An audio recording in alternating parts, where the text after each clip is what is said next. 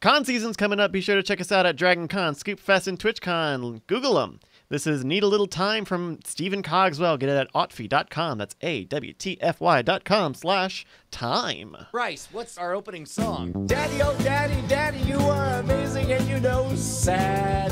Picture of a seal. Don't feel both the same thoughts or go phone.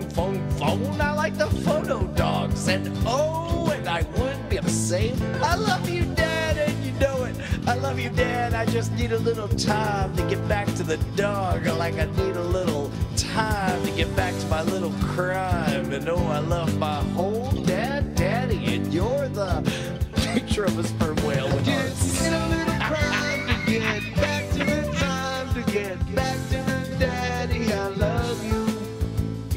Well, is my dad now? Is my dad now? I love my mom, who everyone who ever ate oatmeal. From mom, this is your mom. From your dad, and mom, this is mom. From dad, everybody and the Need a little crime to get back to the time to get back to the daddy. I love you. actually makes you feel the chills. No, daddy, what happened here? I think he would be able to make amazing songs out of all of these. What? When can you do, Daddy? I love my mom.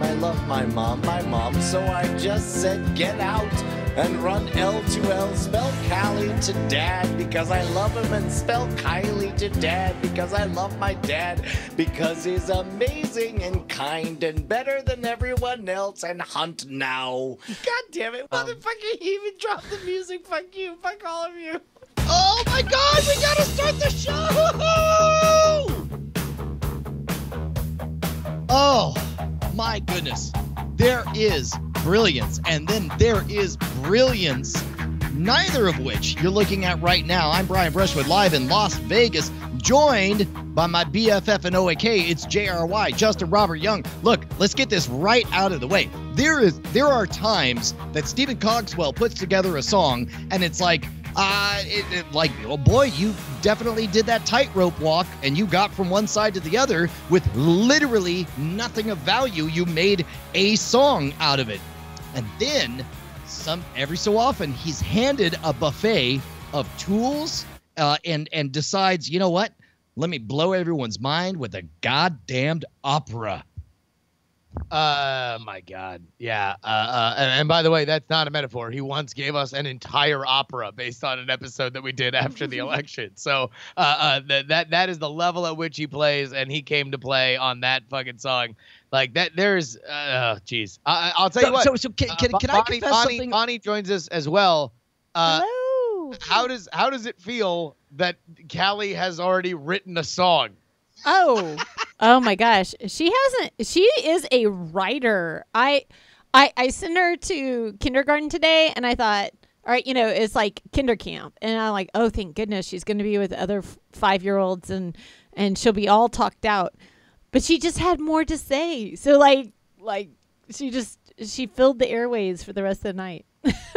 For the record, we played this. So I received this, and Cogswell is kind enough to send us copies of the songs, all three of us at the same time.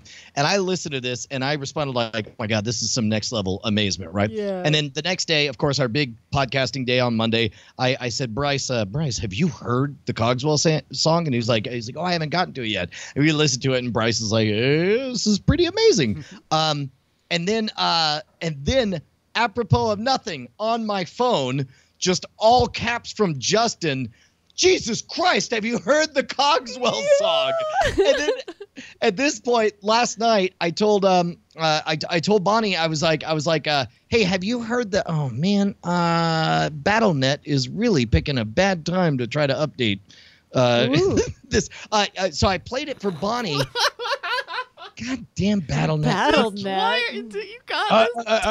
Again, Brian, you are speaking too much truth to power, and this is what they are doing. They are coming in. They're updating your BattleNet. They are taking me off YouTube. This is just yet another example of the George Soros Blizzard Alliance, for which is here to disrupt podcasts that are talking about the pure good, the honest, the truthful. Okay, right. I think Alex Jones, get out. God damn it! I just killed BattleNet. Again, Brian, I'm just trying to hear. whenever there's any kind of time that needs to be taken up by way of some sort of technical malfeasance, I'm going to be here to fill time. It's timely. I've been fired from YouTube and Facebook and at all by way of the liberal media, for which is in league with the Democrats, Nancy Pelosi and Bill Clinton, Hillary Clinton, Huma Abedin, of course. Everybody responsible for Benghazi. Blood is on their hands. But I am. Oh my God. All right. Anyway, I gotta kill it. See you later. So, thank you, Alex Jones. I'm glad you have a new platform as guy who steps in to fill dead air on Night Attack. Yeah, well, I mean, I got to look out for a way to make money. There's a lot of money coming in on AdWords, so I've been hired. Whenever there's any kind of dead air, I'm just gonna jump in and I'm just gonna fill in. I'm gone now, though. I gotta leave now, right? Okay, I'm gone. Bye, y'all. Alex Jones, time filler. So, in this case, I played the song for Bonnie, and Callie showed up halfway through because she didn't want to go to bed. So she comes wandering in, and then Bonnie says the words, "Callie, you wrote this song," and then she's like, "I'm sorry, I did what?" And then she listens to it, and then her eyes just brighten, and she's just like, I wrote this song. It was amazing. Yeah, she was thrilled. I thought it was really fun. And I gotta say, that moment when you pop in with the chorus. Yeah. I love it. It's just and the fact amazing. that the chorus shows up twice, which very rarely happens, and then the second time there's harmony to it or whatever, and also there's something bizarrely sweet about our 10-year friendship, and there being a song that has you harmonized singing something I love you. It's fucking I love everything about it. It's sweet and wonderful, and I've had it stuck in my head for 48 hours straight. I alone am sitting in this room. My eyes are closed. I'm like, I need a little time to get back to my crime. Something, daddy, I love you. She has definitely found that hook. Justin zeroed in on it, made it happen. It's amazing. Hey, by the way, it's going to be a real hard way to beat DJ Fission here for our bit boss by the end of it. Thank you so much for the generous donation. If you are watching live, like you should be on twitch.tv/Night Attack, then of course you can always sub to us or throw us bits during the show. We'll shout out the top 3 at the end. Hey. Brian, you are in Vegas. Mm-hmm. Yeah, it's been a big day. Traveled. I realized,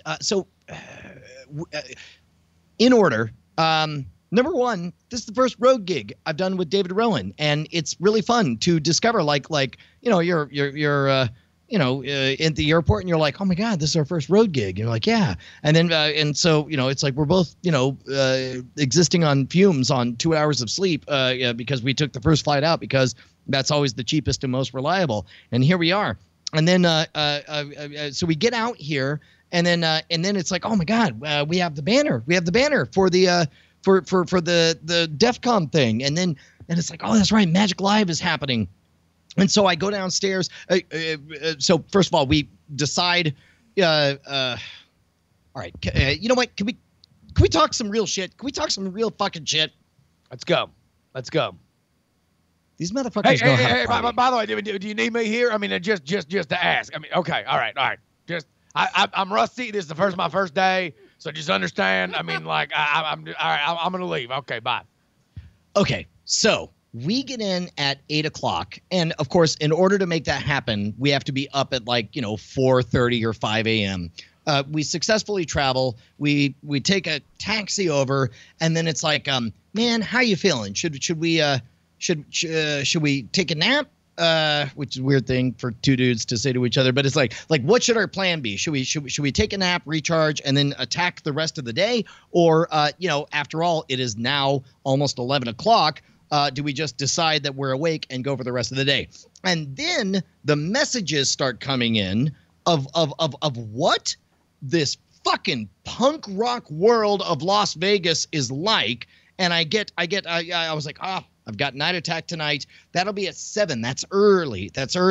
And then I get a text from our friends over at Ice Cream Social saying hey, we're going to record tonight. Do you want to join us? And the answer is obviously yes, right? And it's like, what time does it start?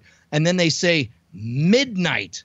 And I was like, oh, no. Spoiler alert. They record fucking late. It is like, and specifically when you're in Vegas doing Vegas shit, and they're like, oh, no. We have to record after Jacob gets done, which is really fucking late. And you're like, well, cool. I'll just be here doing Vegas things that aren't your Vegas things because you live here.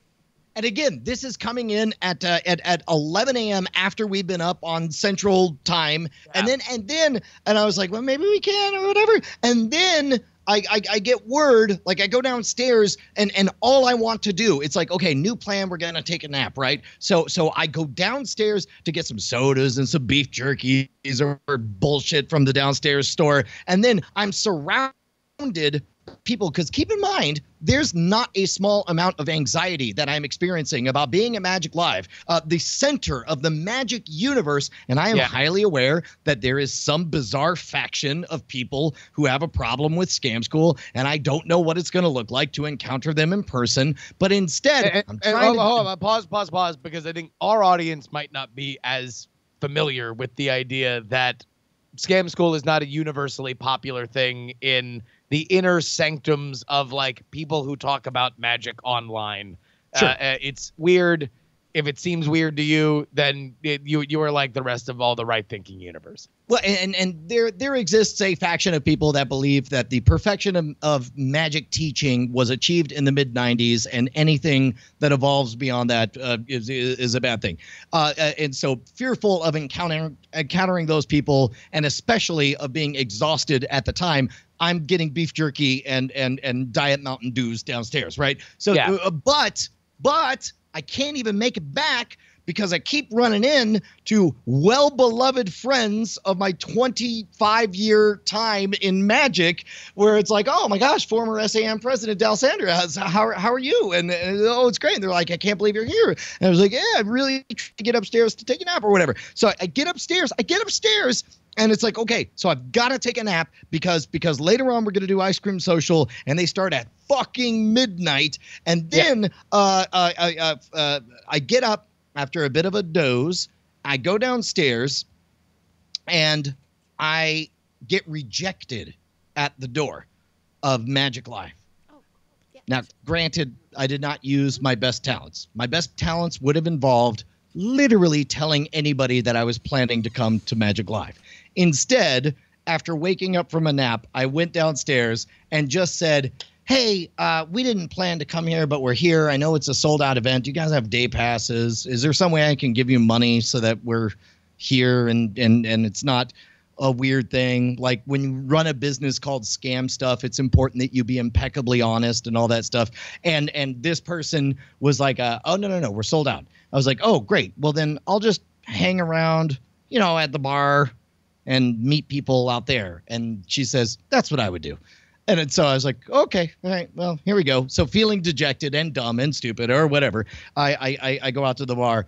And then one by one, starting with our good friend James Harrison, longtime fan of the Weird Things podcast, who I finally got to meet in person, we sit down, and then it's the two of us having a drink or whatever. And then before I know it, all of a sudden somebody else is coming up saying like, hey, man, you featured my so-and-so routine on Scam School, and I got a lot of really positive feedback. I really liked the way you did it. That was really fun. Can I show you something that I'm working on now? And then another guy, and then at some point, people are hanging around outside the bar, and I was like, why don't you come into the bar? And then they give the pulling on the collar move of like, I'm a little bit under 21, so I'll just hang out just outside the bar. I was like, well, let me move over to the side or whatever. And then they're like, hey, you're coming to our friend Kenner's party tonight, right? I was like, oh, man, sounds like I have a busy night. I was actually going to ask you whether or not the Kenner party was tonight.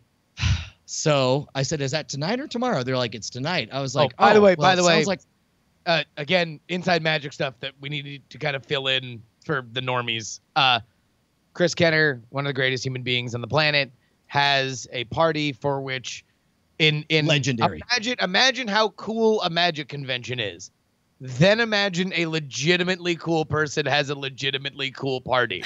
That's how fucking legendary and cool Chris Kenner's party is at Magic Live every time that it happens. So I find out, and I'm good enough friends with Chris Kenner that it will not be weird to either text him or just show up unannounced. It'll be fine either way. But I say, well, I've got a lot. I'm here meeting people now, and then I've got Night Attack, and then I've got Ice Cream Social, and that doesn't even start until midnight. What time is Chris Kenner's party? And then they're like, oh, no, it starts around midnight and goes till 4.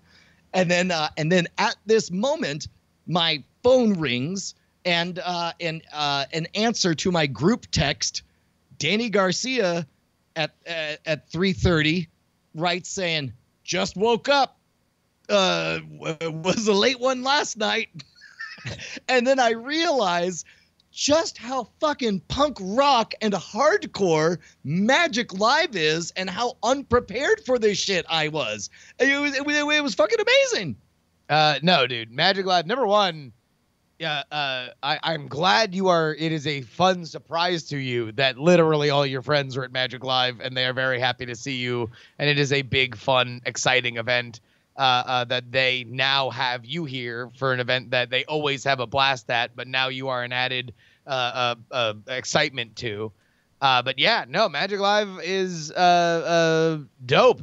Like, there's a lot of people. I mean, that's where all of Magic kind of goes. And hopefully now, to go back to what you were mentioning before, you have a different view of like that. Like Magic Live, I think when you were leaving, and correct me if I'm wrong, you were thinking was, I'm gonna say Viper's Nest, but I don't mean it in the mean way. I mean just like as any like first day of school situation kind of goes. You're worried that things right before I got on the plane.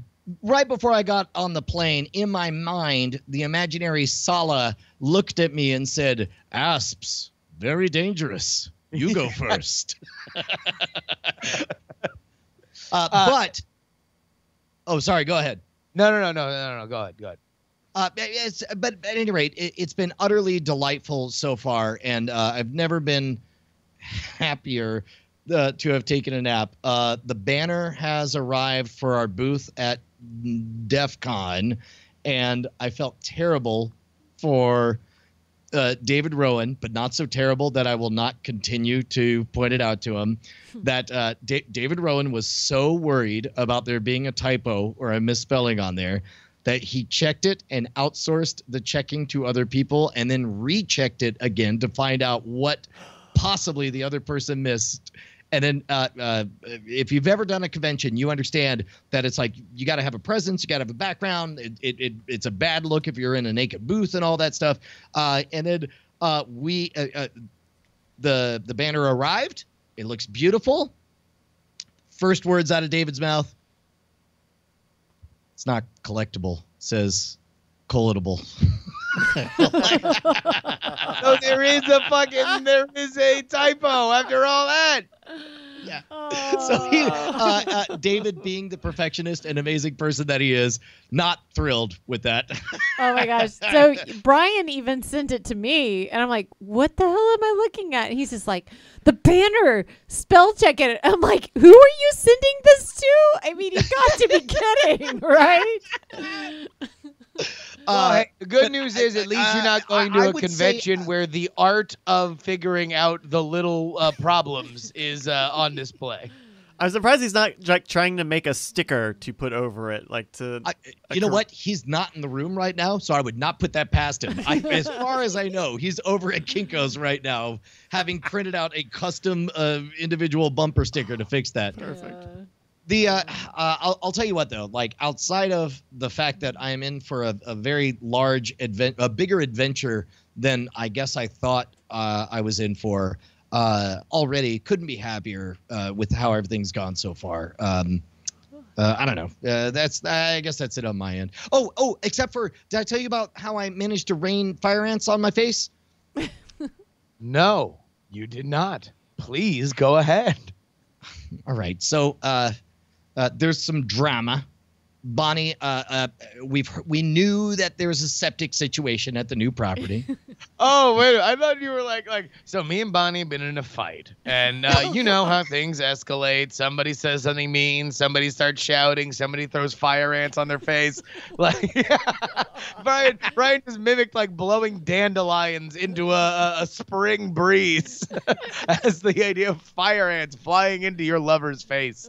So we hired a septic specialist to find out whether or not I was like, look, I know we have to put in a new septic system. Everybody has agreed on that. But I would love to spend the money to have a specialist find out exactly how bad the current situation is on septic. Because as you know, as anybody who'd be buying a property for as much as you spent on that property, and specifically the idea that they were a motivated seller, somebody that had put a lot of time and effort and was protective of their property, wanted to sell it to you because that you'd be taking care of it.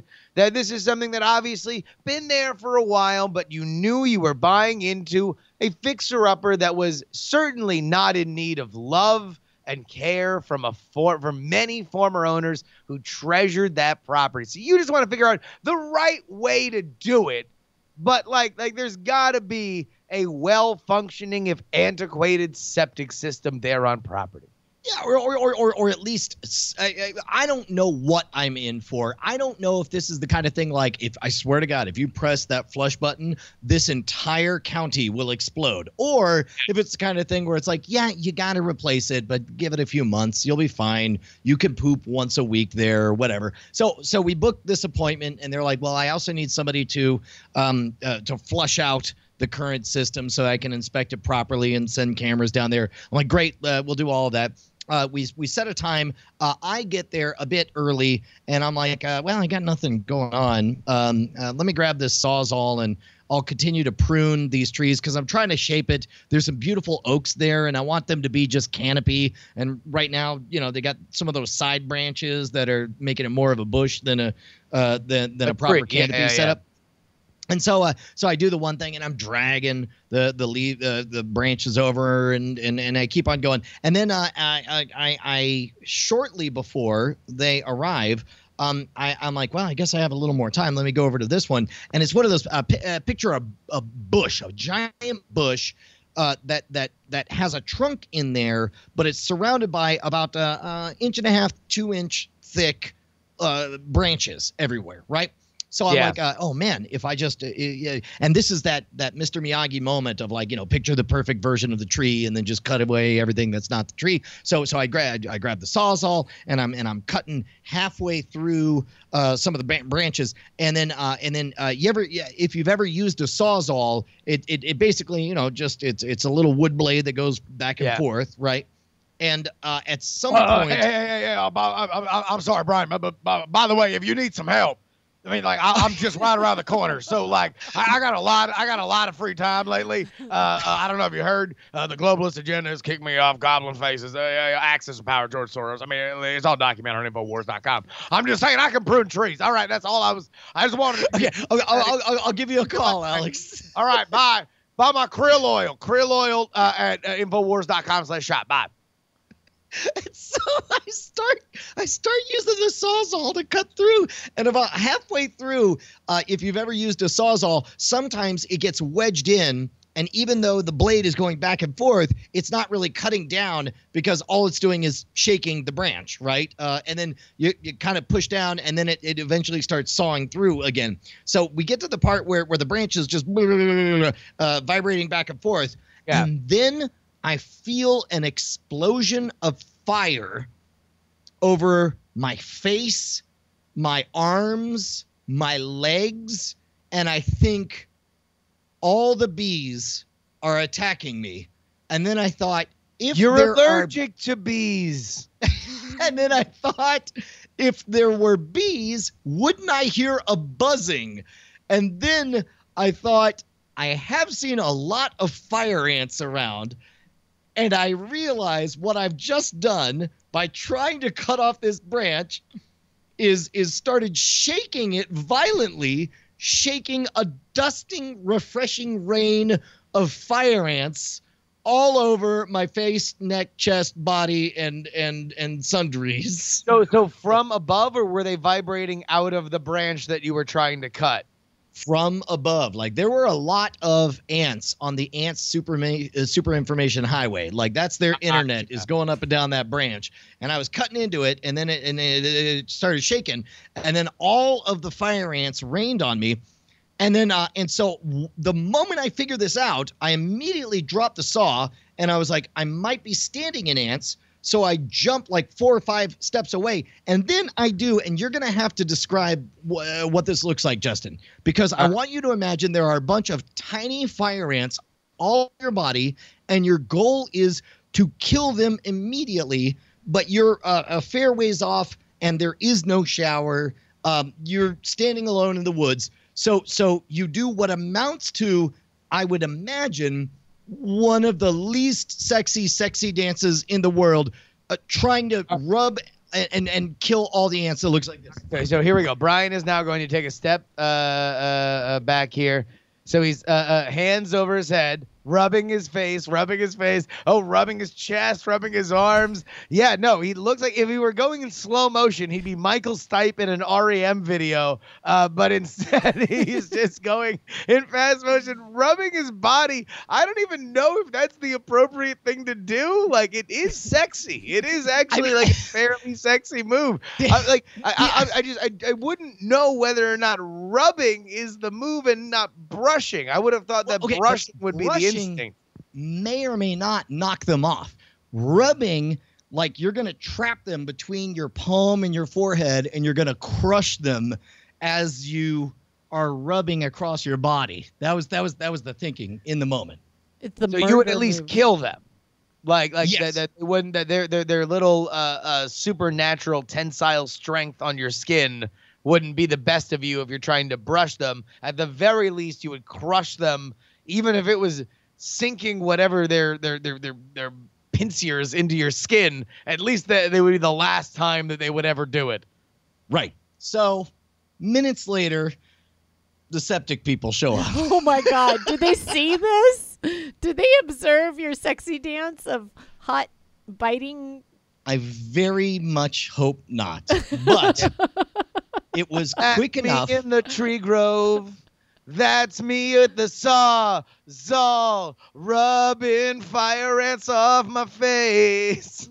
So it's close enough, though, that the first words out of my mouth upon seeing this expert is an explanation of what happened, and I bet Justin can give a very accurate prediction of roughly what it sounded like. So this woman pulls up, and then there's like a septic, big old tanker, wee, coming up. How do you think Brian sounded in the first 30 seconds of meeting this expert? If I were to take a guess, so the fire ant thing happened like literally by minutes. How long before they showed up? Within 5. Within 5. So you are still trying to make sure that ants aren't on you, and you are probably maybe looking into your phone to see whether or not you have bites all over your face. Okay, so far 100% yes. I did make it into the building to look in the mirror, and I was like, and trying to identify, like, okay, 7 on this arm, 7 on this arm. There's a couple on the chest. There's it feels like there's 4 or 5 on my face or whatever. So yeah. I'm very aware that there are blooming allergens happening all over my body. All right, so if I were to take a guess, Brian regrouping himself into the most professional version of Brian after that kind of trauma, yes, probably sound a lot like, wow, hey, how you doing? Yeah, wow, I just got attacked by fire ants. Bunch of fire ants all over my face, my neck, and my chest. Anyway, hi. Oh wait, I got my impression. Okay, all right. Let me hear Bonnie's, and I'm going to give an award. Bonnie, how do you think it went? So the person rolls up, hi, I'm so and so, and you're like, oh, so I I just dropped fire ants all over my face. I don't know. I'm still burning here. Hi, good to meet you.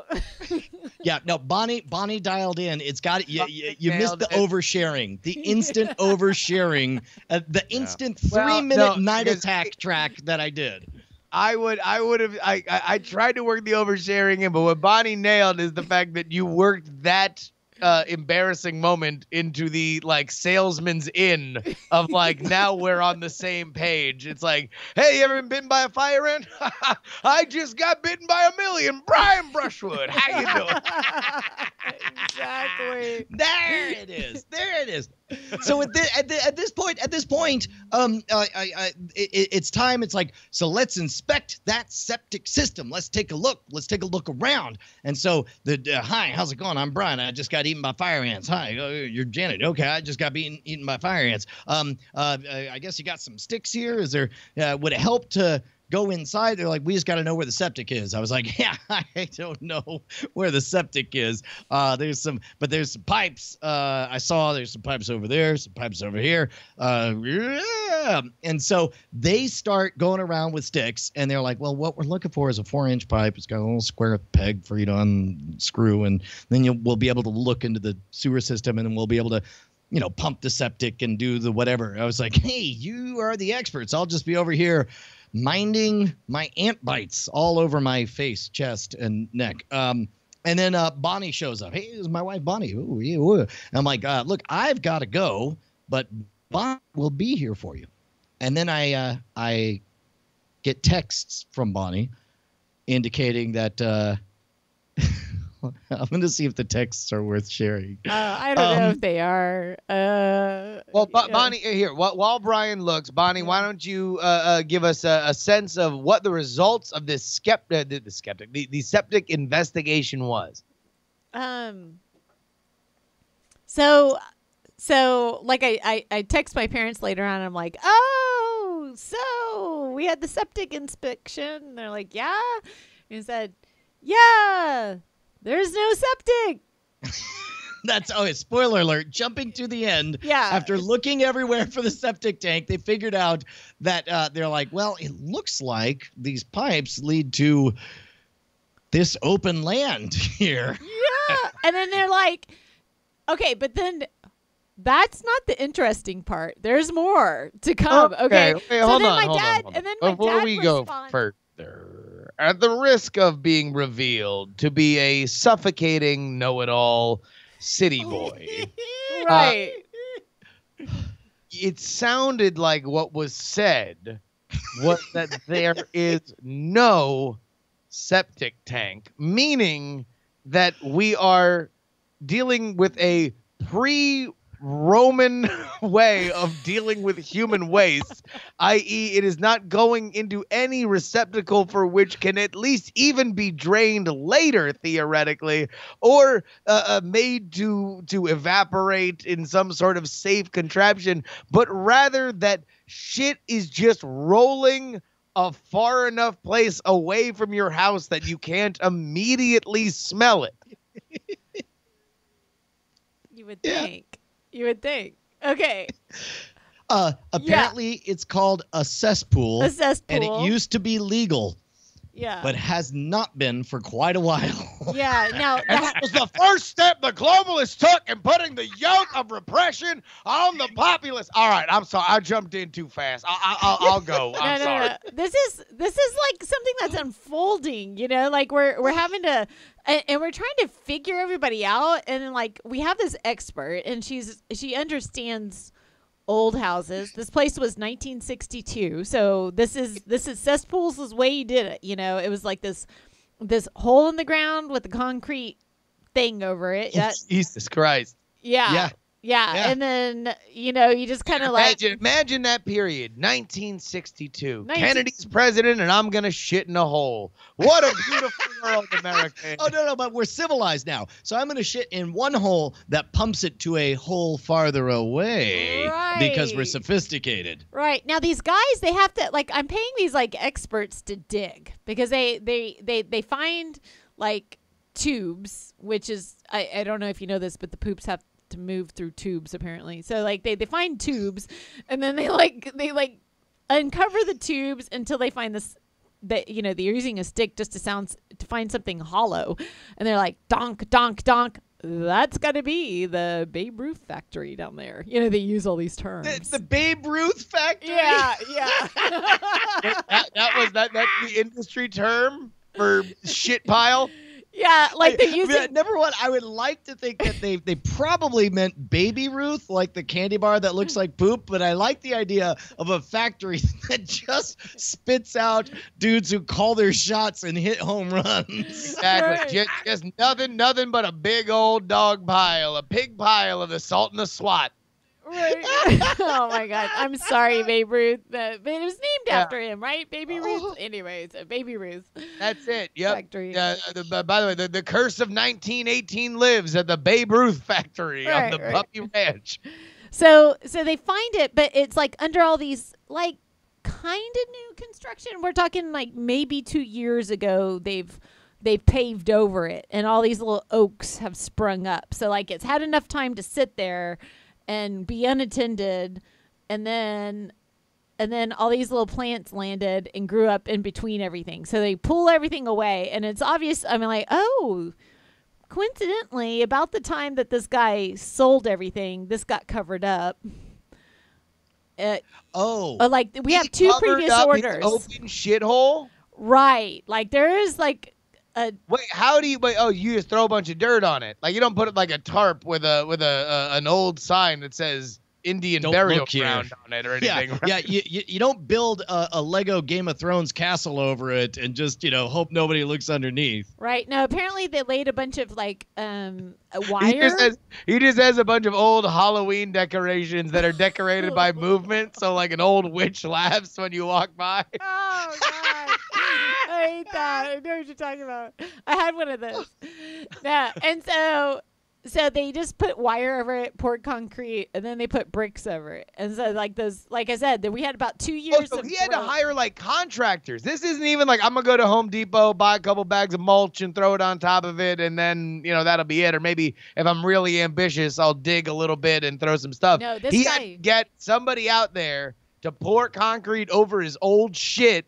And then brick over it. No, let me remind you that in the context of this story, we hired a septic specialist to inspect a septic system who required somebody to pump a septic system out. And instead, they all showed up on the world's, quite literally, shittiest treasure hunt. To find no septic system. Yes. And so they open it up and they make some like Baby Ruth comments or whatever, and they dig. So we paid for like an hour of digging, and they unearthed this, and they look in there, and they're like, world's shittiest archaeologist. The world's shittiest archaeologist, and they pull it open, and there's nothing in there. They look around. It's empty. It is totally empty. This is the Al Capone's vault of shit. We should have live streamed it. We should have gotten Geraldo with the whole 9 yards. Who knew it would be so? And now here we go. We are going to open up the shit pile that the world has been talking about. The shit pile that everybody has wanted to see. We are opening it now. It appears as if there's no shit in here. Bye. Well, pretty much. So then they like backtrack, they work their way around to see like, well, where is this going? And then we go inside, we go all over the property, wherever there's pipes poking up at the ground. We're like, okay, so apparently there was like a mobile home, and then there's some kind of septic tied into that, but we couldn't find entrances or exits for that either. And then we're like, okay, well, there's pipes, but that doesn't mean anything, and there's not a container here. So at what point do they awkwardly start shuffling their feet and say like, so you gonna write a check or you got a credit card? So they go like, well, let's make it look like there was action. So they pour water and things, and they turn on the grinder pump. That's what it's called apparently. And then we follow the water. Yeah. We follow the water, and it doesn't go anywhere, guys. Like it's not. Wait. So you flush the one toilet and nothing comes out. So you still don't know where the water from the one toilet. Yeah, we don't know where that water's going. We don't know what's happening to the toilet water. So it's not going where we found stuff, right? But there's not another septic anywhere. So that's awkward. And then, but we find this one area that is obviously where things are leading to, and we turn it on, and then the water doesn't go anywhere, except it kind of does. It goes like 3 feet into a pile of rocks. That has there's like a pile of rocks, like you have to step over this to kind of like get onto the porch. So you turn on the water and a pile of rocks gets moist. Yeah. And what's worse is she goes, I don't know what that is. And I'm looking at it. I go, I do. That's a tube with the sock tape to it. So I was like, I don't know what that's sorry? about. What? It's like, Dial it back. Rewind it. Is rewind it back. Too worried that its college roommate is gonna bust in on it fucking? I don't know. But it looks like where the water is actually, there was old septic, and then this guy went and got a plan for a new septic, and then he decided to do it himself. And then he only got part way through it, and then he just. So he put a sock on it for later, so he wouldn't forget. I don't know, or maybe that's supposed to strain things, or I don't know. Not really. I don't know. It was. You're supposed to put it in a tube, and the tube figures it out. Oh my goodness! It's like he was kind of went to and I asked her. I go, okay, well, as they were digging, I go, talk me through the options, because these are our plans today. 5 years, 10 years. I'm like, what are our options? And there's different legal requirements as Austin expands. Yeah.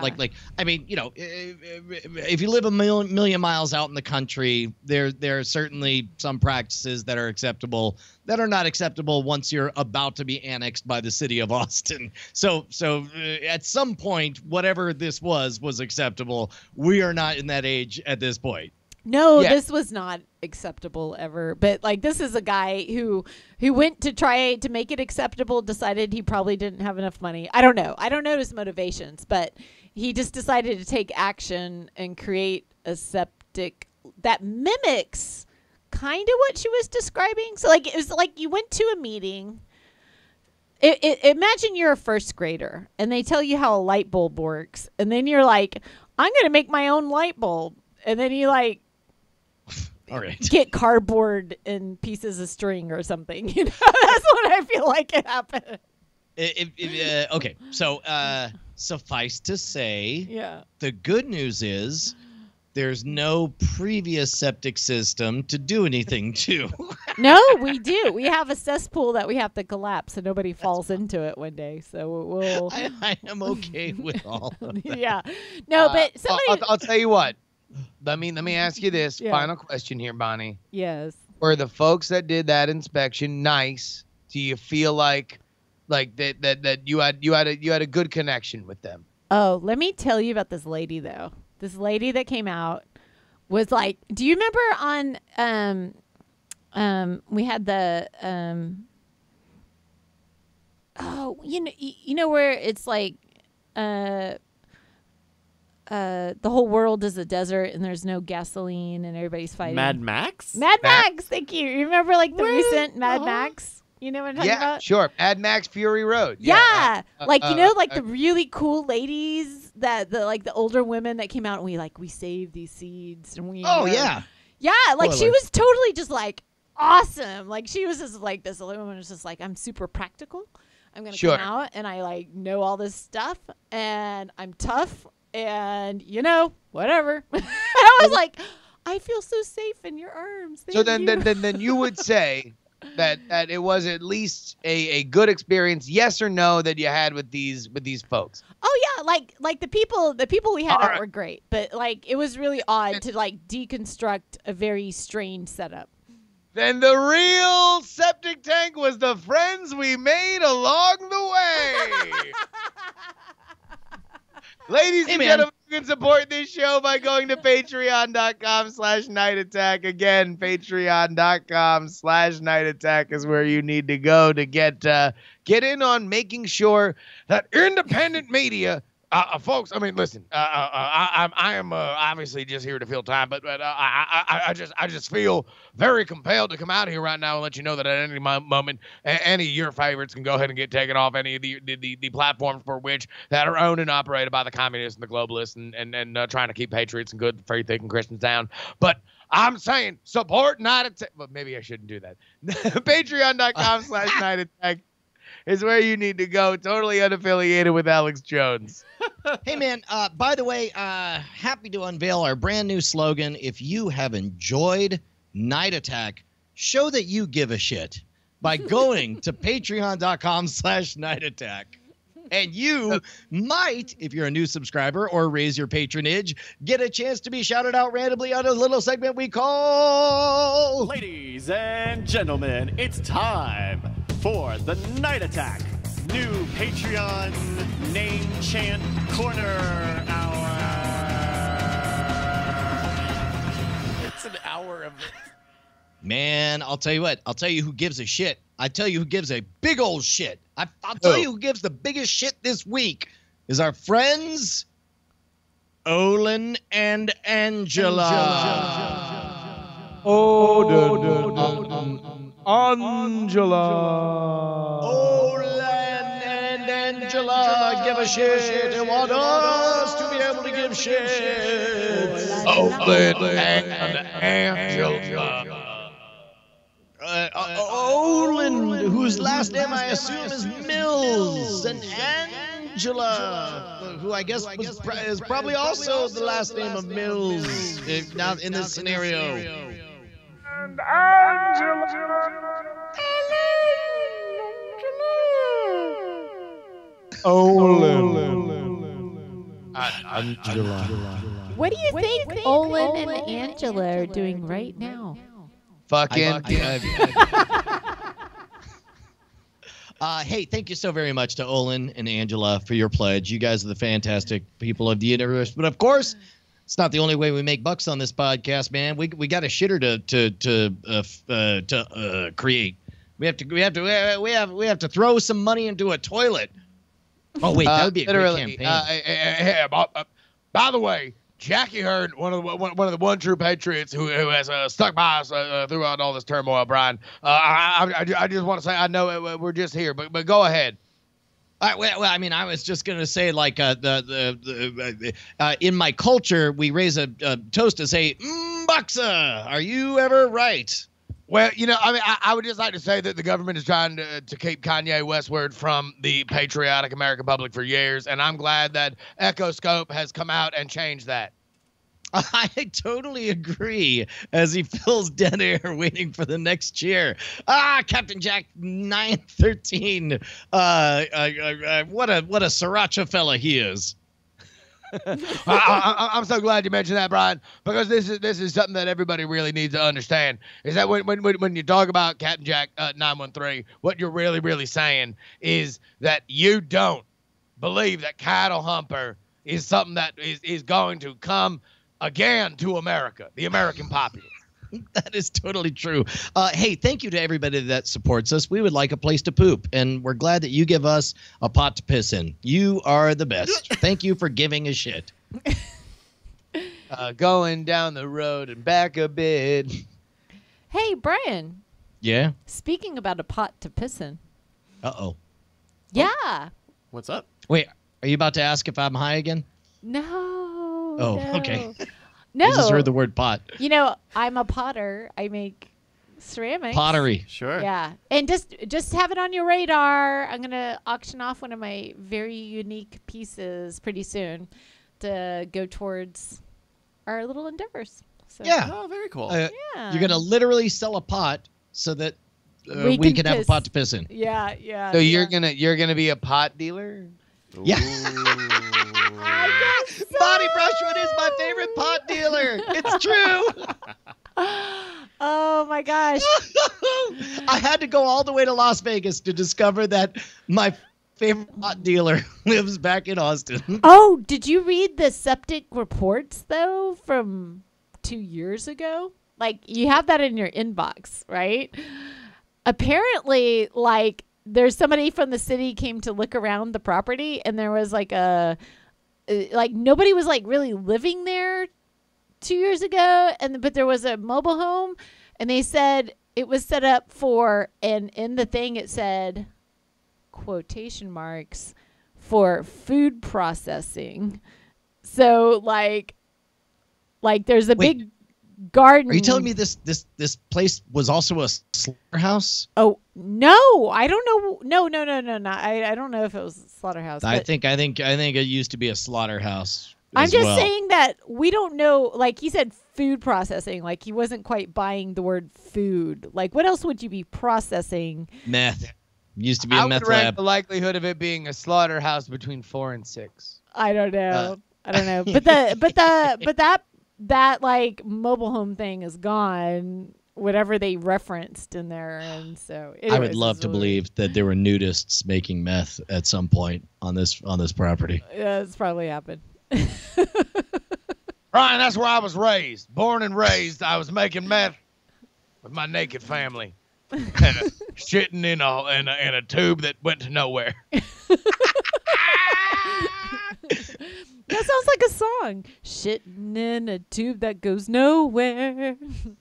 I don't Keep know. going. All right, crack that. Keep going. You started. Once there was this boy whose name was Alex Jones and shit in a tube to nowhere. That is single-handedly like you're referencing. What's the dude's name? Like what are they? The crash test dummies or something? Yeah. Oh God, I hate those guys. Oh my God! Wow! Somebody hit up light up the crash test dummies. Shop, buy some krill oil. It'll make your brain work. So bad. All right, Not hey even Bryce, you got a game, huh?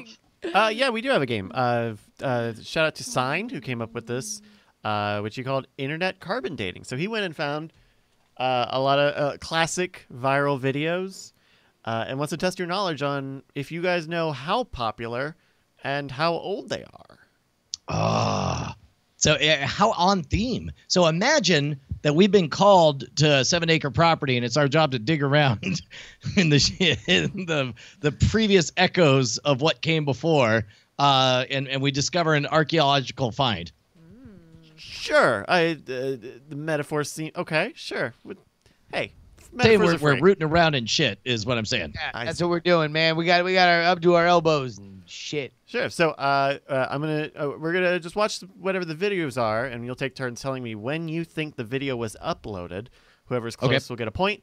And then also we have the view counts. So if you get it right, we'll do upload date and view count. So you're gonna give me when you think it was uploaded and how many views you think it has. So we're Roger just saying the year, right? Or are we saying the exact date? Year and month. We'll do year and month. I mean, all right. So you think there's going to be a lot of ties if we're guessing year and month? Hey man, I think there will be ties if you're guessing Let's year. play the game and then we'll criticize later. I'm ready. I'm ready. No. I'm saying that I like the tiebreaker, so we should just go year, and that way there's more likely that there's going to be a tie. Sure. Okay. So the first one is everyone's favorite, the dramatic chipmunk. When do you guys think that came out? First year of YouTube. That's 2005. Or my name isn't Turkey Von Chipmunk the Third. 2005, you say? Yep.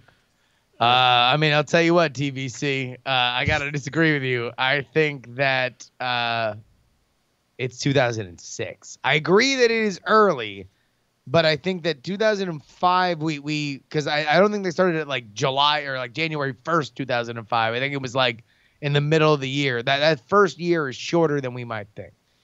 All right, and what do you think the view count is on Dramatic Chipmunk? You know, you both 41 million. It's 41 million. 41 million, Justin?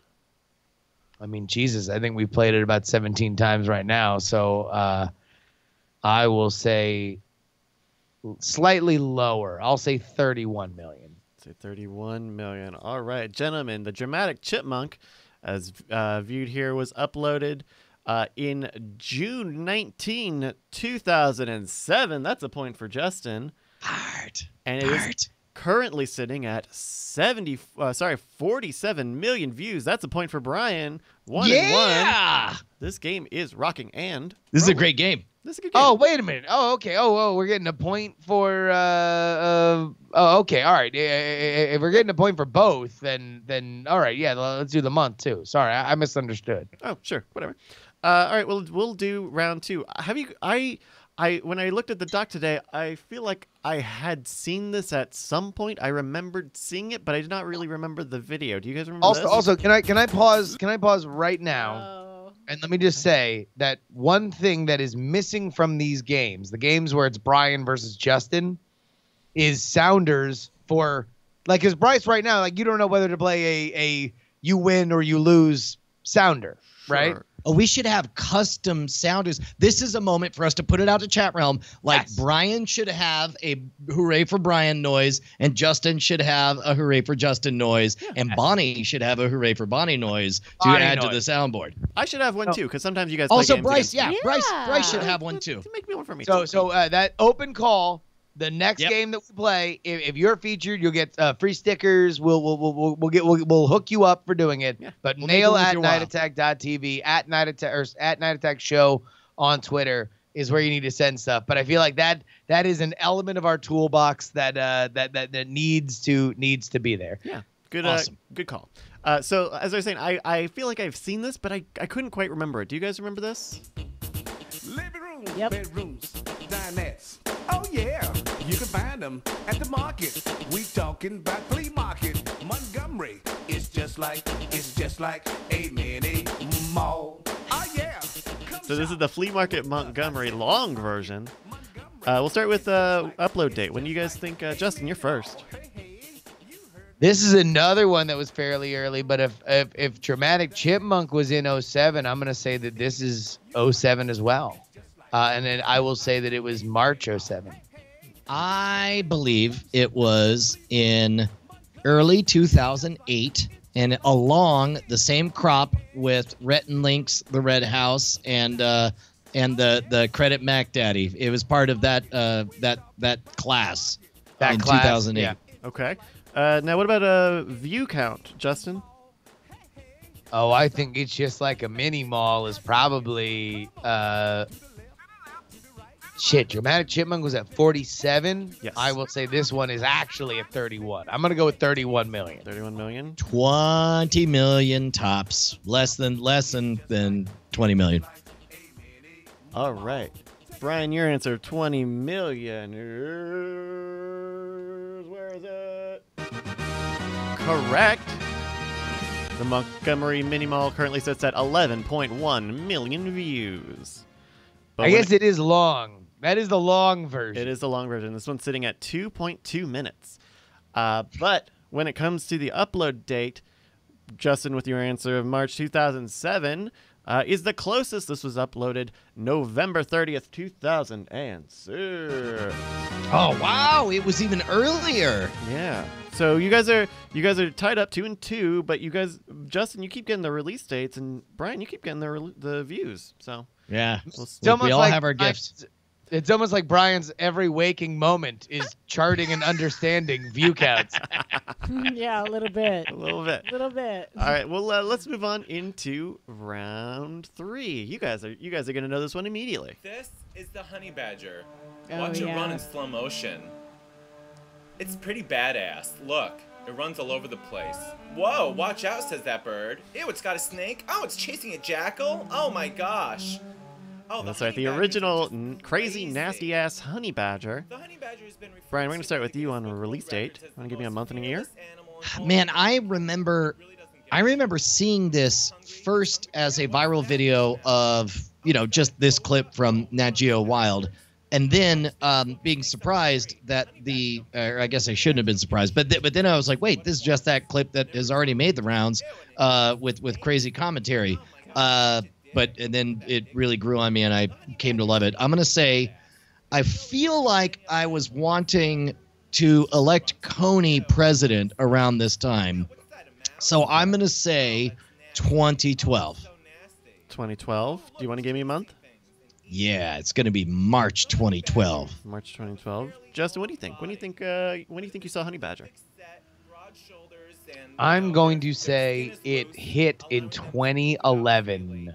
November 2011 is when it was uploaded. Okay, very good. What about view count? The crazy nasty ass Honey Badger. Brian, what do you think? What do you think the view count's at? 76 million. 76 million. All right. So the most viewingest yet, you say? So you say more than the 5-second dramatic chipmunk? I do. Come at me, bro. I mean, man, I'm going to be a little bit more bearish on it, but now I'm very spooked by the fact that Brian has jacked into the YouTube mainframe and has a preternatural idea for what all of these are. So I'm not going to go too much further from him, and I'm going to say 60 million. I say 60 million. Gentlemen, once again, tying it up. 1 point for each of you for in the same way. The crazy nasty ass Honey Badger was released January 2011. That goes to Justin. And it's sitting at 81.8 million views. No, excuse me, 87.8. This is actually really wonderfully confirming. We both have talents. It's a good thing we're a comedy team together. That is amazing. Hey, is this what Rabid Badger named himself after? No. he Rabid was way Badger had before. that name back in 2007 in the Revision 3 forums. He was I don't know how he felt about the nasty ass Honey Badger. Yeah, probably a very complicated video for a lot of people. Are you saying this stereotypical over-the-top effeminate voice effeminate describing the Honey Badger? representation is problematic? I think it was a different time. Oh, sorry. I wasn't making any illusions. No, you're Sorry. good. Wait, hold on, wait. Do we want to get into the conversation? I mean, like, is it different if Randall, the guy who narrated that, is not gay, or if he is gay, or? I mean, I think it's relatively tame. I Sure. think. I mean, like, we're he doesn't sound much different than the who's the haircutting guy on Queer Eye? Oh, Jonathan. John. He doesn't sound unlike. You know, if Jonathan were to literally read that same script, I don't know how different it sounds. I would I'm pay gonna say- 99 cents to hear Jonathan redo the Honey Badger. I'm gonna say that it's fine now, but 5 years from now begins. That's when the smell test starts to get a little sour, and certainly 10 to 15 years from now, it'll be a little bit horrific. I wonder, but I think I don't know who the actor doing the voiceover, if maybe that's just what he sounds like. Maybe that is his voice. I don't know. I would assume. Maybe. I mean, I don't know, but I would. Yeah, I it would sounds like a character. It's Are you saying all people are you know what? characters? It's Okay. going to be Oh, I like see. Hank Azaria's Apu, where it will just wait, what did I just miss? No, you're good. No. You just said like it sounds like a character, and Bryce is like, oh, okay, I guess a character. Okay, that's just. We're all characters. All right, let's get into round 4. You know it, you love it. It's the double rainbow. Full rainbow. Double complete rainbow up in the sky. Double rainbow. Oh my God. It's a double rainbow all the way. Whoa, that's so intense. Justin, we're starting with you. When do you think the double rainbow was? We used it so much. Used so much on NSFW show. We did. Whoa! Oh my God! Oh my God! Oh my God! I'm so excited. Woo! Oh! Wow! It holds up. Oh! Oh my! Oh my Wait God! for it. Look at that! Come on, say it. It's starting to even look like a triple rainbow. Oh my God! It's full on. double rainbow all the way across the sky. There we go. They never go out of date, these memes. Give us a date, Justin. I don't know what, kids. Let this be a lesson. Enthusiasm never goes out of style. Just unbridled, true enthusiasm is always going to be something that people want to hear. What does this mean? Who goes first? Justin, you're going first. Give me a date. I'm going to say that this came out in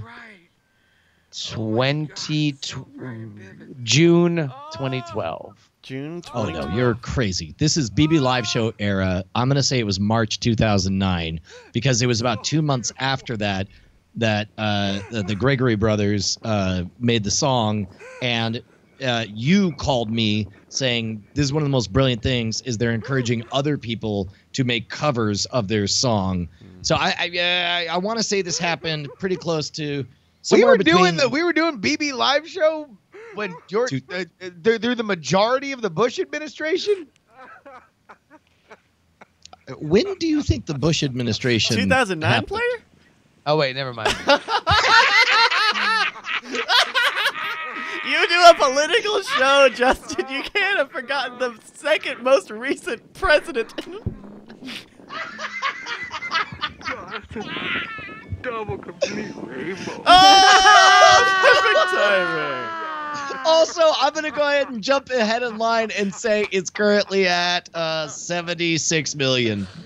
76 million. All right. Although it's got to be less than the Gregory Brothers version. So I'm going to say the Gregory Brothers version is even more. Brian. Well, shit. Yeah, I Justin? fucked up.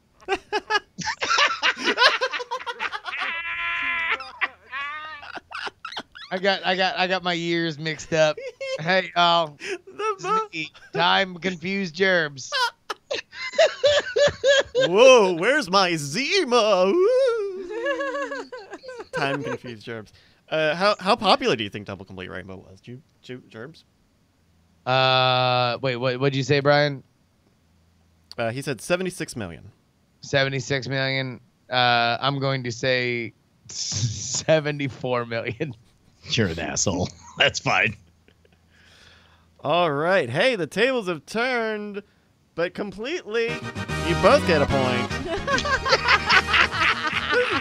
This is great. Oh, that's good. That's good. Even when I fuck up the one thing that I'm supposed to be a professional about, remembering when presidents were elected. The double complete. I have no idea why I thought Obama was elected in 2012. That was really stupid. Because it feels like a million years ago, Justin. Double Complete Rainbow was uploaded January 8th, 2010. That's close to Brian. And is currently sitting at 45.3 million views. Yeah.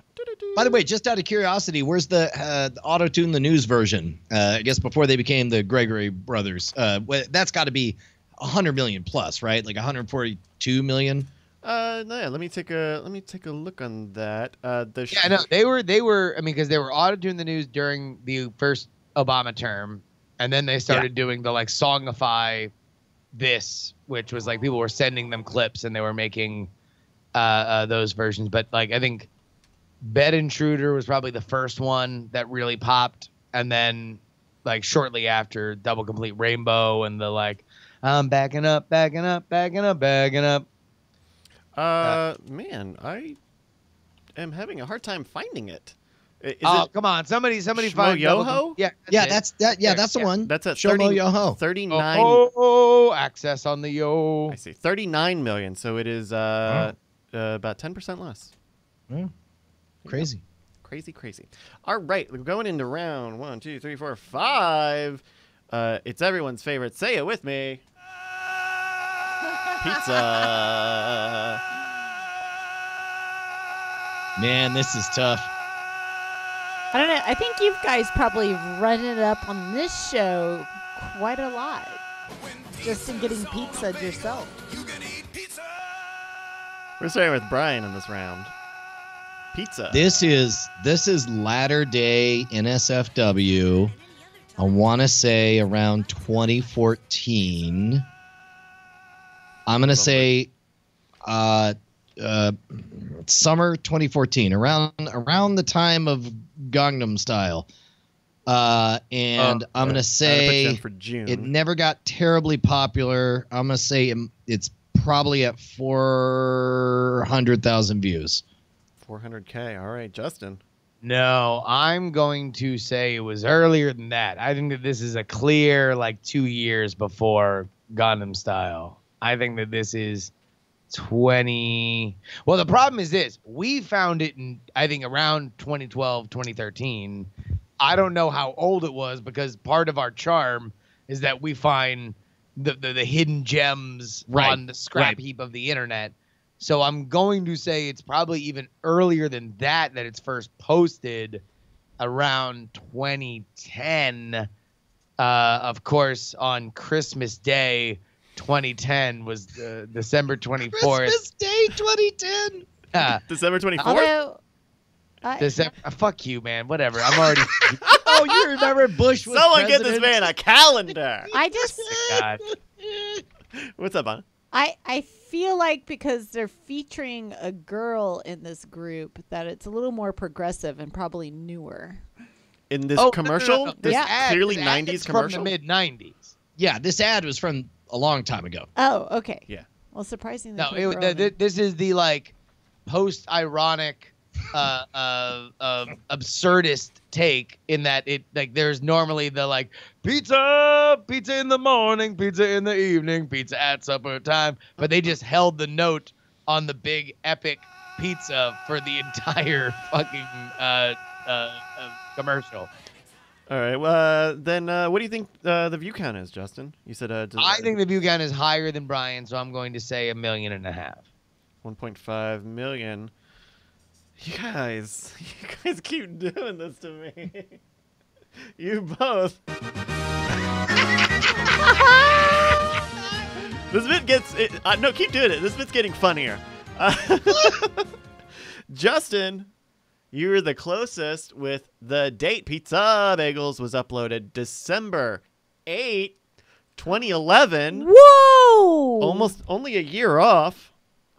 And very close to President Bush's inauguration on Christmas Day, December 24th. Fuck you to hell and back. That's the unreleased Meatloaf album. Fuck you to hell and back. But Brian, also scary close, 339,000 views. Yeah. Incredibly close. Guys, we're at 5 and 5 here. Wow, Brian. We're doing real good. All right. All right, I just want a wife that talks to me like my wife does. You want a wife that talks to you like your wife does? Is that what you said? No, that's the I just want a girl who looks at me the way Blank does or whatever, and I realized that the way you just said that it was a loving moment. Don't worry. Oh, okay. Oh, okay. All right. Next up, the internet's perennial viral video. Of course, it's Charlie Bit My Finger.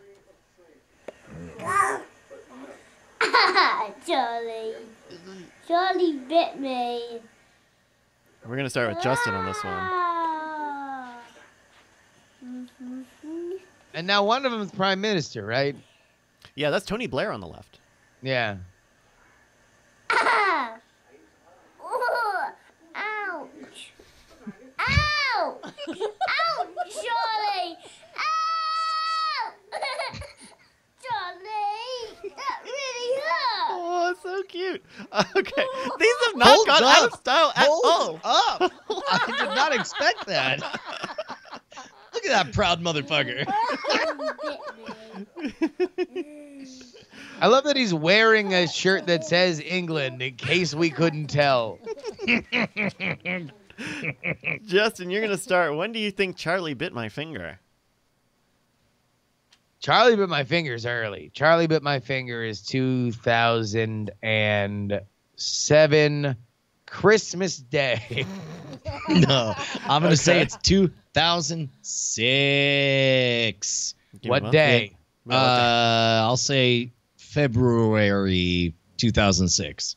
February 2006. All right. I'll say Christmas Day, February 7th, 2006. Son of a bitch.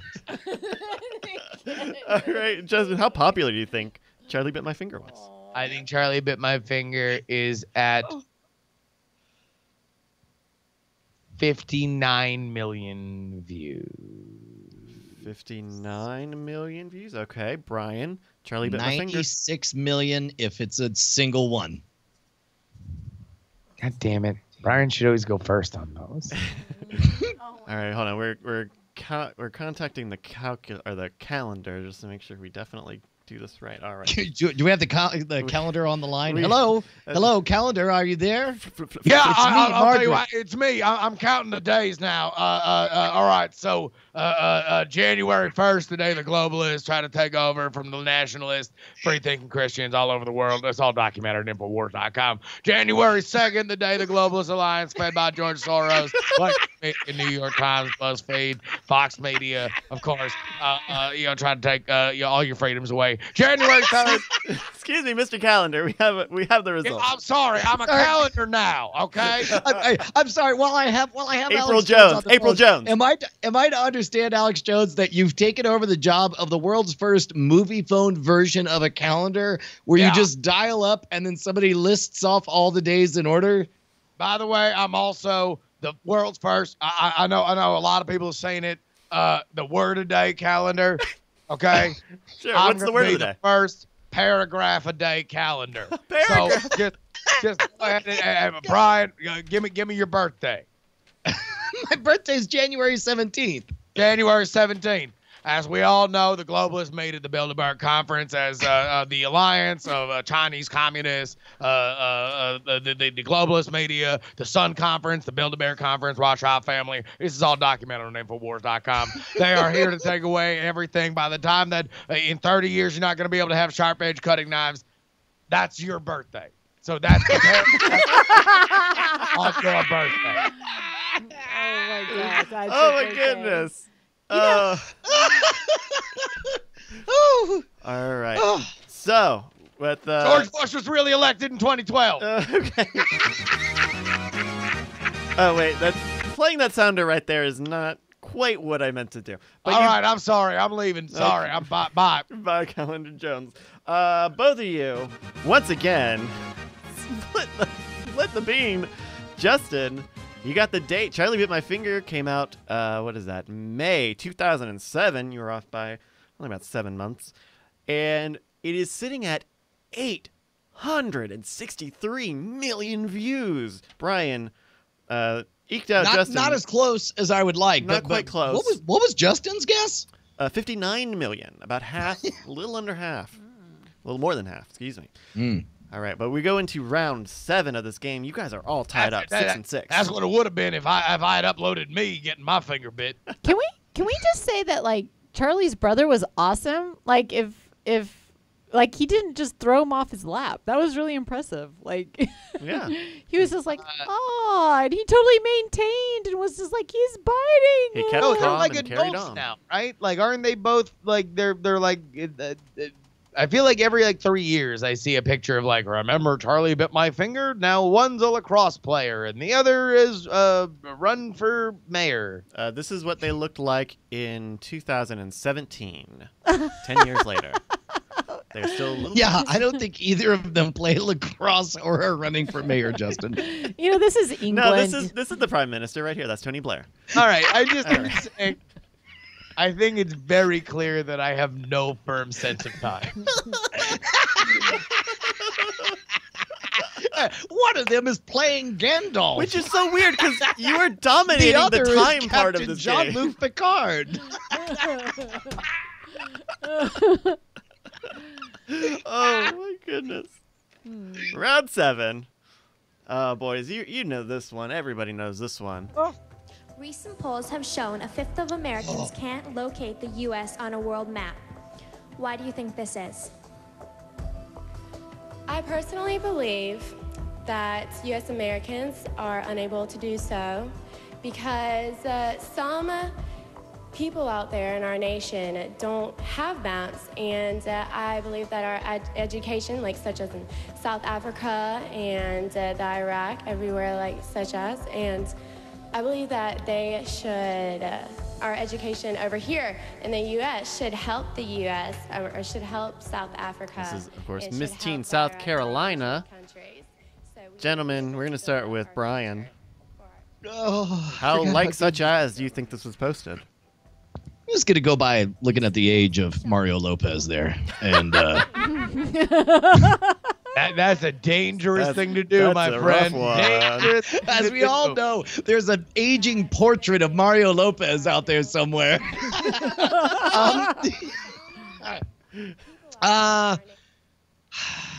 Going back, I don't. Tosh.0 had a web redemption video on this. I want to say around 2012. I'm gonna say late 2006, Christmas Day, 2006. I am going to say that it is Christmas Day 2008 that this came out. I see. All right. And view count. Brian, how popular do you think Miss Teen USA was? 37 million. 37 million. All right. Justin. 36 million. 36 million. Okay, hold on. We just need to do a little bit of count. You guys are actually kind of close, or you are almost equidistant on the calendar on the time scale. So I have to do math, and I'm not a very good. Do we need to both, like, at the same time? I'll count to 3, and both of us can say which day is Christmas Day. No, right? I know Ready? when 1, Christmas Day is. 2, 3, and never mind. Justin knows. George Justin, Soros says it is. 12 plus 4, that's 16, but 12. Away in Oh, a manger, no. George Soros did cry. We won't have freedom for good boys and girls.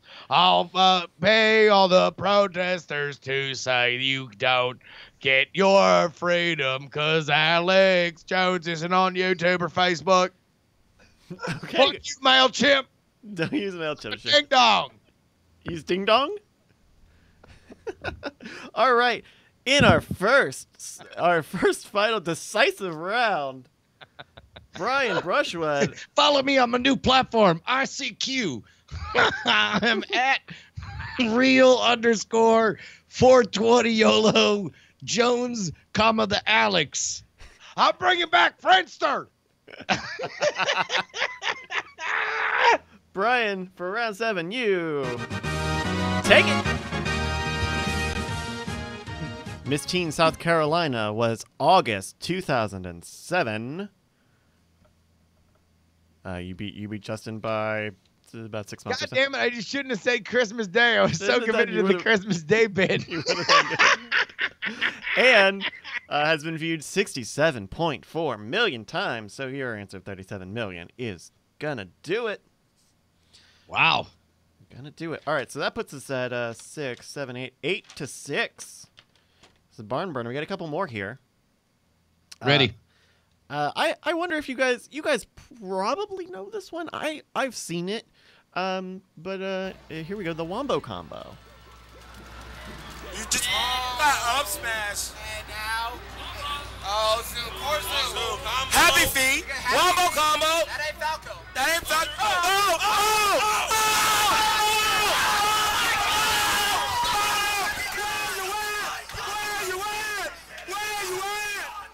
Wombo combo. That's not Falco. So this is what? Super Smash Brothers? Mm-hmm. I assume from the licensed Star Fox looking characters. Yeah, it's feels like around Leroy Jenkins era. I'll go 2007. Christmas Day, August 14th. I wrote down 12. No. Oh, fuck. All right. 2007. 2007. Justin? I'm going to say that it is Oh, Jesus. I'm going to say that it is Christmas Day, 2006. 2006. Now, which Christmas is this? I just want to make sure. I need to confirm this sometimes. The Christmas Christ was born, heathen. Well, some people might say that's in what is that? February. All right. Justin, since you were supposed to start this round, how popular do you think Wombo Combo was? Fuck, I don't know. 12 million views for the Wombo Combo. You guys missed out Wombo Combo? That's wild. No, this is the first time I've seen this shit. Whoa. 28 million. 28 million, says Brian. All right, doing a little bit of... Oh, no, here we go. That's very easy. All right. Gentlemen, you have split the round. God damn it. Wombo Combo was uploaded in December 8th, 2008. Justin, I thought you were going to do it, buddy, but not quite. You went earlier. But it has been seen 14.4 million times. You were super close on the views on that, actually. Nice. So of course I did. That ain't Falco. All right, two more. We got two more here. All right, you guys ready for this? All right. We'll burn through them. Fast mode. Let's Justin, let's Wombo Combo this. Apple. Hey, Apple. All right, we're done. It's the annoying orange. Justin, I'm going to All say right. February 2007. Whoa. Brian, you don't get to go first every turn, actually. Justin, you're going to start first for me. December Christmas Day, 2007. 2007. Brian? I'll say January 3rd, Christmas Day, 2008. Okay, 2008. So you guys are betting the farm pretty close here, huh? Yeah. Okay. Justin, how popular do you think the original Annoying Orange video is? The original Annoying Orange is 41 million views. 41 million, Brian? 78. 78 million views. All right, gentlemen. Well, we have another decisive round. And to Justin, I say... Ooh, I'm sorry. The Annoying Orange video came out in October 2009 and currently is sitting at 210.8 million views. Jeepers. Remember, Annoying Orange got like a whole TV show and stuff. Yeah. You know? That doesn't make it right. Not quite. I mean, Hitler got a TV show too. Yeah, but it's that called one did Preacher, and it's great. Oh, okay. I thought you were talking about the one he actually got. Okay. Last round. Yeah. Actually, he got a whole channel. It's called the History Channel. Ever care to look it up? I meant the sitcom, but sure. Actually, I was saying it's called CNN. 24/7 hours are programming you. They're trying to make sure that you will not raise up, that you're the proletariat. I am just a cowed servant to the man and the globalist agenda. Oh my goodness. All right, we have. Sorry, I'm very lonely. I can't get on shows and I'm gonna leave. All right, hey, I know when I'm not wanted. I'll see you at the liquor store, Brian. You're now making plans to see each other in Austin. That's great. All right, our last video here. This is one you guys. I'll be playing Fruit Ninja at the liquor store. Hey, I'm just saying I love playing Fruit Ninja. You know, I mean, that's the thing that I love. Whenever I'm trying to think about all the freedoms that are taken away from us on a daily basis by way of the media industrial complex, of course, funded by George Soros and the communists, I just like to go slice a pear, slice of water. I'll tell you what, every so often an annoying orange comes by and I just like, hey, yeah. I just go, I just start slicing. I just go Z. I like to do a Z move. Z formation. All right. I'm going to play Blazer Tag. Okay. All right. Just so y'all know, I wasn't really trying before, but this time, like get ready because Truth Teller 977 is about to take you down. I'm just going to say I do a lot of forward somersaults. You know, when I'm trying to roll into attacking formation, I like to protect all my sensors. All right, it's time for our special Deppel special final round for 10 points. It's anybody's game. Here in round 10, gentlemen, it's of course David after dentist. How did it go? I didn't feel anything. Yeah. I don't think this aged really well. Like, I'm just looking at a kid being exploited. Kind of felt good, didn't it? Is this real life? Yeah, this is real life. Okay, now I have 2 fingers. Good. Oh, 4 fingers. All right. 4 fingers. Brian, we're gonna start with you, Brian, because you're gonna defending your title. David after dentist. Oh boy.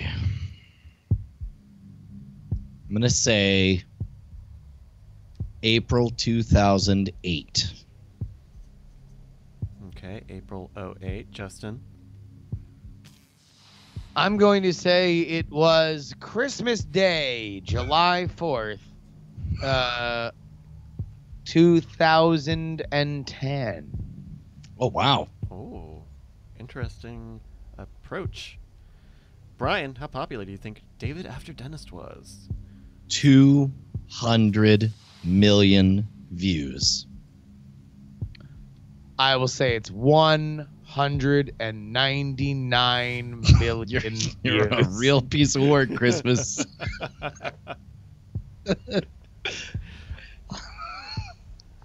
Interesting. All right, we do. All right, you guys straddled the date here, so I do have to see. I've got to do math. I should have figured out some way of like accounting for time. I think. Yes. Okay. Don't worry. Let me just ask what date it is. I'm gonna call my favorite phone number. Beep bop boop bop boop. Hi, it's the Alex Jones. Pick a date, and I'll tell you what's happening. Hi.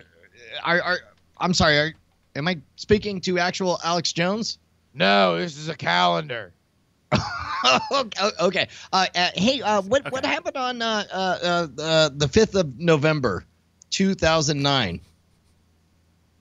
Beep bop boop bop beep, beep bop, boop bop beep bop boop, boop bop beep bop. November 5th, 2009. Well, it was. The axis of the creeping tide of globalism had only begun roiling in the sea as they poked their spindly, beady eyes up from the tides of history and laid their eyes upon a nascent population of patriots and freedom seekers, good Christian families. And as they muttered to themselves underneath the waves, I would one day like to infect them with my poison, and I would like to find their baby parts to sell it to the highest bidder. What? They then receded into the waves and said, one day, yes, one day, we will have the scalp of the greatest man who ever lived, Alex Jones, as we deplatform him on August 6th, 2018. That was what happened. That was what happened? Boo. He hung up on us. Son of a bitch. All right. After contacting my friends in NASA. By the way, for the record, Justin, one of your more inspired performances just now. That was just, I mean, game respect game. That was pretty great. All right. Gentlemen, David After Dennis was uploaded January 2009 to 137 million views by splitting the round. Brian wins. Wow. It was a near thing, but so Justin got the number by using the cowardly move of just barely underbidding me. Yeah. Whereas I was a true American hero by pretty much just being right. I mean, Yeah. I guess you were still more than 6 months off, but you were both very close in the view count. Very good game. Thank you to Sign, who put this together. We have some more. We might play a little bit in the after show. If you have an idea for a bit or a game, please send it in to mail@nightattack.tv. Helps if you already got stuff pre-prepared for me. And if we use your game like we use Sign's today, we're going to send you a free sticker pack from Stickers or DIAF.com. So thank you, everybody. You. That's my bit. What do you say, man? Feeling like a little bit of diamond time? Yes, friends, Diamond Time is when we shout out your projects right here on the show. Just go to diamondclub.reddit.com or reddit.com/r/Diamond Club. There's a big old sticky post at the top of the page. It says Diamond Time right next to it. And if you are among the top 3 vote getters, we will read your post right here on the show. Is everything locked and loaded here? Yeah, our first one is from Big Jim 1, if you can see that. So I should be in top or best? Yeah, I don't know how to sort these because that's definitely not what it's showing me. Maybe refresh because they may have done it since you reloaded the page. It should be from Big Jim 1. Yeah, it's definitely not, but I can read from Big Jim 1. Can read his then because that is the correct one. All right. Oh, wow, we got a lot of them. Big Jim says, hey, Diamond Club. So I got a few questions for you.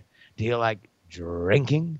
Do you like hearing or making up fucked up stories? Do you like listening to people bullshit in a very loose environment? If you answered no, why the hell are you listening to this show? But if you are wise and you answered yes, well, then you better get your ass to Dragon Con to see my boys at Botched, a D&D podcast at 10 p.m. on Saturday night in the Crystal Ballroom. It's like Night Attack, only crazier with wizards and orcs and goblins. The fuck? Wait, they got the Crystal Ballroom? I guess we're in a bigger room, but still, I love the Crystal Ballroom. I will vouch for their show. I went to it last year. It's a late night show. It was a lot of fun. Hell yeah! So go ahead and make sure you do that. Bryce, what's number 2? Because quite literally all these say score hidden from us, so we have no way to sort anything on this. If you have refreshed, it should get rid of that. But our next one is from Capricious Tenacity. Because it doesn't update in real time. So if you see that one, Brian, that would be probably the one for you. Beer Dude here. Final week to shout out my board game on Kickstarter. Incoming Transmission, a co-op deduction game where a cadet is stranded on a space station. There's an alien in the air vents trying to eat your brain, and your only hope for survival is from Mission Control that cares more about saving their research than you. Please visit the site and give your support and get in on an amazing game. Go to tinyurl.com/tallgame. Very cool. Refreshing again just to make sure. Here we go. I assume it's the Turbo Cult Boys here again. Long story short, a few months before we all got an apartment, we recorded a hip-hop album under the moniker Dolphin Party. Finally got around to finishing all the instrumentals, mixing, mastering, and posting it. You can hear our hype tracks as well as some drunk, depressed ramblings into a microphone at YOLO420.com/suicidal party rap or Spotify, whatever. Standout tracks, 90%, nobody's answering. Probably not an album for everyone, but it was at the very least a cathartic process for us recording it. Love y'all. Diamond Club, TK, Dolphin Party. I heard an early version of this album, and it's very fun. It's just a lot of fun little hip hop songs. It's great. Dolphin Party. Give us 90%. 90% was the one that they were saying was their standout. So let's hear a little bit of 90%, and then we'll get out of here. Design your eyes. Sure. If only you could see what I've seen with your eyes. Run up on your house with a mouth full of spray paint, screaming at the top of my lungs. Oh, what a lovely day. Sun's out, guns out, blow my own brains out. I'm just trying to smoke a hole in my throat, self-diagnosed virus, and a choke on my hose. I got the edge going coast to coast. I said to get you from the overdose. Waste of space. Show me how you like this, my own face. Diamond Time is where you can shout out your suicidal party rap right here on the program. Why don't you go ahead on over to reddit.com/r/Diamond Club or diamondclub.reddit.com so you can put your project in a position to get read on the show. Shall we take a moment to check in on the movie draft minute so we can get it over with? John Trekker's going to hit $1 billion. Radio.tv for the week of August 6th, 2018. I'm your host, Roberto V8. 3 movies remain until all the films have been released. And honestly, I really do think we can call this draft. But I do have to technically wait till the end. But without further ado, let's go check the rankings. Team Core Killers is in 6th place at $453.9 million. Team Chips Bitch is in 5th place, $539.5 million. Team Tell It Anyways in 4th place at $556.5 million. Team Attack is in 3rd place, $726.9 million. Team DTNS is in 2nd place, $768.4 million. And in 1st place with $997.9 million. It's Team John Trekker. And that is your Movie Draft Minute for the week of August 6th, 2018.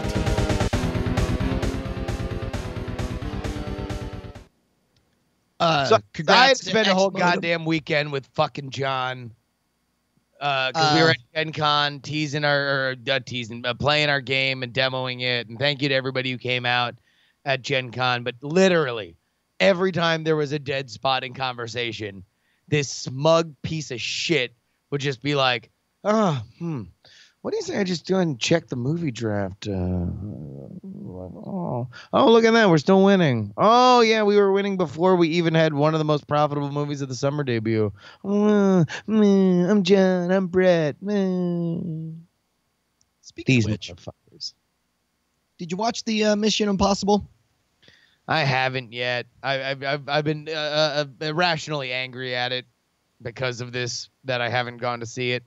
But I hear it's amazing, and the only thing more fun than John Travolta or no fucking Jesus, Tom Cruise being more clear of totally clear of Thetans is his stunts in Mission Impossible Fallout. Yeah, man. And to think they shot it all on Christmas Day. It's a fine movie. Wait. So you didn't like it? Did not. Didn't care for it. It turns out a thing can be beautifully shot, well choreographed, well executed, visually beautiful, and yet you can care not one whit about any of the characters, not believe any of them are in peril, and feel nothing but rage at constant information dumps, 90% of which turn out to be completely unimportant and make you feel like a sucker for having invested your time trying to pay attention to. Turns out that's the thing that can happen. I mean, that's kind of that shtick, though. Like, every Mission Impossible movie is like, hey, we're doing this plot, and then 3 people are going to rip off their faces 3 times, and you're going to be like, ha, fuck you, everything's been a ruse. And now all the good guys are bad guys, and all the bad guys are good guys, because the good guys were pretending to be bad guys, and the bad guys were pretending to be good guys.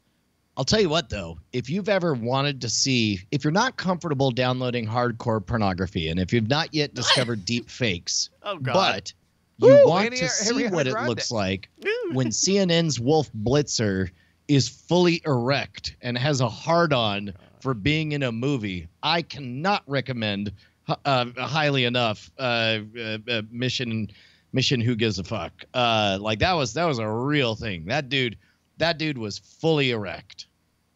Almost as erect as he was yesterday when I got taken off of all of Facebook and YouTube. I mean, this man, Will Blitzer, sent me a dick pic, and boy, he was engorged. That man was tumescent. He had a real Eiffel Tower sticking out, and he was stroking it as fast as he can.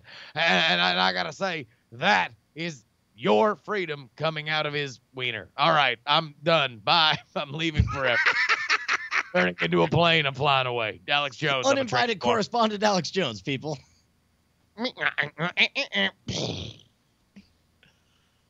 All right, Brian, you still have apparently 50 things to do tonight. You are going to go to Kenner's party and go record an episode of Ice Cream Social.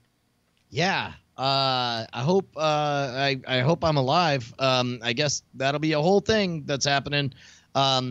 Maybe I'll wake up at 3:30 in the afternoon tomorrow saying, LOL, big day, Got to bed at 8 a.m. We'll see.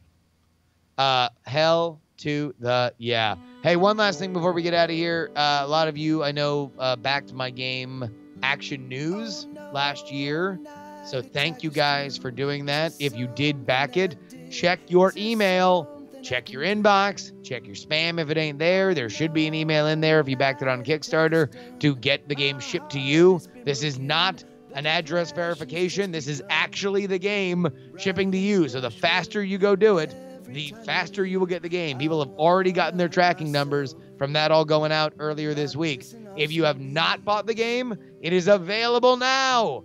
actionnewsgame.com. Go buy it. I'm telling you, there ain't gonna be a reprint. So go buy it now, because once they're gone, they are gone.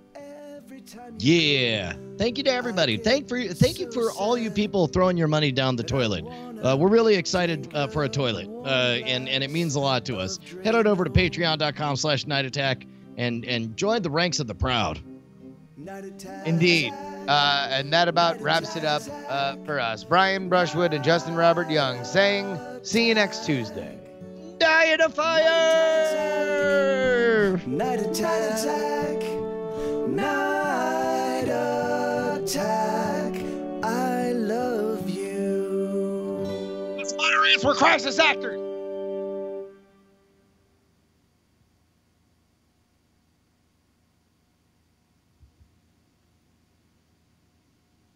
Diamond Club hopes you have enjoyed this program.